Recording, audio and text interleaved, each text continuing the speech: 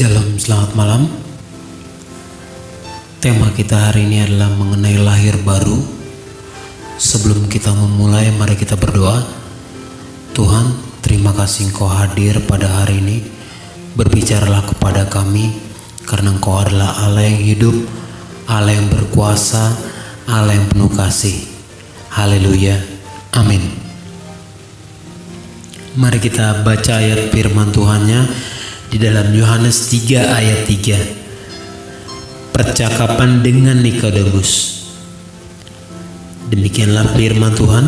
Yesus menjawab katanya, "Aku berkata kepadamu, sesungguhnya jika seorang tidak dilahirkan kembali, ia tidak dapat melihat kerajaan Allah." Jadi jika seorang tidak dilahirkan kembali atau lahir baru, ia tidak dapat melihat kerajaan Allah, apalagi masuk kerajaan Allah. Melihat aja tidak, apalagi masuk kerajaan Allah atau masuk ke dalam kerajaan surga. Jadi syarat untuk masuk ke dalam kerajaan Allah adalah lahir baru. Jadi apa yang dimaksud dengan perkataan Tuhan Yesus mengenai lahir baru? Ya, lahir baru adalah percaya kepada Tuhan dan juga menerima Tuhan Yesus menjadi juru selamat, Tuhan, Raja dan Gembala dalam hidup kita. Di dalam Yohanes 3 ayat 16. Karena begitu besar kasih Allah akan dunia ini sehingga ia telah mengaruniakan anaknya yang tunggal, supaya setiap orang yang percaya kepadanya tidak binasa, melainkan beroleh hidup yang kekal. Artinya kita percaya kepada Tuhan Yesus. Dan juga di dalam Yohanes 10 ayat 10 dikatakan bahwa pencuri datang hanya untuk mencuri dan membunuh dan membinasakan. Aku datang supaya mereka mempunyai hidup dan mempunyainya dalam segala kelimpahan. Artinya kita mengundang Tuhan Yesus masuk supaya datang dan memberi kita hidup yang baru atau lahir baru. Apa sih yang dilahirkan kembali? Bukan tubuh fisik kita. Inilah yang dialami oleh percakapan dengan Nikodemus, ya. Bukan tubuh fisik kita. Nikodemus berkata, "Gak mungkin saya masuk lagi ke dalam rahim ibu saya." Bukan secara fisik tetapi secara roh. Manusia diciptakan segambar dan serupa dengan Allah, yaitu memiliki roh, jiwa dan tubuh. Allah Bapa, Tuhan Yesus dan Roh Kudus. Roh juga memiliki tubuh fisik, ya. Dan roh itu yang menyelidiki isi hati Allah dan isi hati kita. Dan jiwa itu adalah kehendak, keinginan, pemikiran, pilihan, perasaan. Sedangkan tubuh juga memiliki fisik, ya, kebutuhan makan, minum dan sebagainya. Jadi ketika kita mengundang Tuhan Yesus mengundang Tuhan Yesus masuk ke dalam kehidupan kita, Dia akan datang memberi kita kehidupan dan Dia akan melahirkan roh kita kembali. Ya. Jadi ketika pada saat Adam dan Hawa jatuh ke dalam dosa, ya, ketika jatuh ke dalam dosa,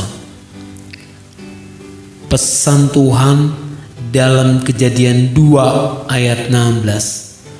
Lalu Tuhan Allah memberi perintah ini kepada manusia, "Semua pohon dalam taman ini boleh kamu makan buahnya dengan bebas, tetapi pohon pengetahuan tentang yang baik dan yang jahat itu janganlah kau makan buahnya, sebab pada hari engkau memakannya pastilah engkau mati." Ketika Adam dan Hawa makan buah dari pohon pengetahuan yang baik dan yang jahat ini, apakah mati? Tidak, tetapi secara roh mati. Lalu ketika itu Allah mengusir Adam dan Hawa. dari Taman Eden,